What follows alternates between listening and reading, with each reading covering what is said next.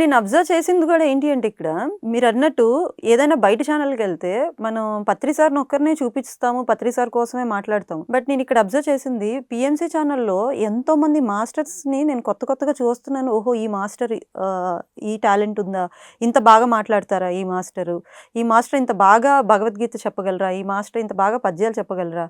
So, ఇలాగా ఒక్కొక్క మాస్టర్‌కి ఒక్కొక్క స్పెషాలిటీ ఉంటుంది. ఆ స్పెషాలిటీస్ అన్నీ ఇప్పుడు మనం పీఎంసీలో చూస్తున్నాం. ఎంతోమంది కొత్త మాస్టర్స్‌ని మనం ఇంట్రొడ్యూస్ చేసుకున్నాం త్రూ పీఎంసీ. అవును. అంటే యాక్చువల్లీ ఇక్కడ నాకు చిన్న నా పర్సనల్ ఎక్స్‌పీరియన్స్ చెప్తా. హ్మ్. అంటే ఇంతకుముందు చాలా సార్లు నేను ఒక మీడియాలో చెప్పడం జరిగింది. అంటే ఇప్పుడు ధ్యాన ప్రచారం గురించి ఇప్పుడు ఆనంద్ చెప్పారు కదా! సో, నేను ఫస్ట్ ఫిల్మ్స్‌కి వర్క్ చేసేవాడిని.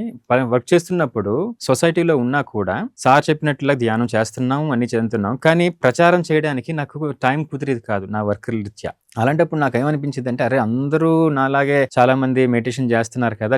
మెడిటేషన్ క్లాసెస్ పెడుతున్నారు, శాకాహారాల్లో పార్టిసిపేట్ చేస్తున్నారు. ఇవన్నీ చేస్తున్నారు కదా!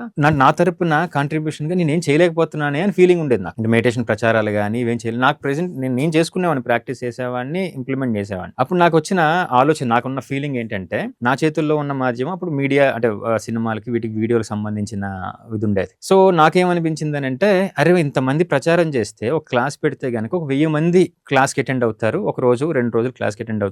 తర్వాత ఆ జ్ఞానం కొన్ని రోజుల పాటు వాళ్ళకి స్ప్రెడ్ అవుతది. వాళ్ళ నుంచి వాళ్ళకి స్ప్రెడ్ అవుతది. కానీ ఒక వీడియో రూపంలో గాని, ఒక ఫిల్మ్ రూపంలో గాని వచ్చుంటే గనక, ఇది ఇప్పుడు నేను ఆలోచించింది 15 సంవత్సరాల క్రితం నా ఆలోచన. వచ్చుంటే గనక అది శాశ్వతంగా కొన్ని తరాల పాటు ఉండిపోయే అవకాశం ఉంటది కదా! ఇది ఎప్పుడైనా వస్తే బావున్ను అన్న ఫీలింగ్ ఉండేది నాకు. ఓహ్! ఓకే. ఆహా! అప్పుడు. ఆ టైంలోనే నాకంతు నేను కొన్ని ప్రోగ్రామ్స్ చేయడం, తర్వాత మన సొసైటీ కోసం కొన్ని కర్తాల్ పిరమిడ్‌కి గాని రకరకాల ప్రోగ్రామ్స్ కొన్ని చేశాం.